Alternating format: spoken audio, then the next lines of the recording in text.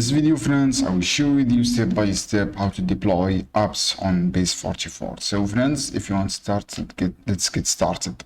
First, open your app, guys. For example, this one, and you have two options from here, guys. Just click this option, share app. As you can see here, click this icon, and then from here you have share URL. You can just copy this URL from here, or you can send this one via your email address. If you have an email of company or your personal email, click in your email here. So guys, and you can use this one for can use this app for your admin access here. So guys, if you go to a private window, I'll share this app. As you can see here, I paste this app and you can deploy it successfully here. This app, just connect with your Gmail account, and then you will see your app easily without any problem, and you can deploy easily.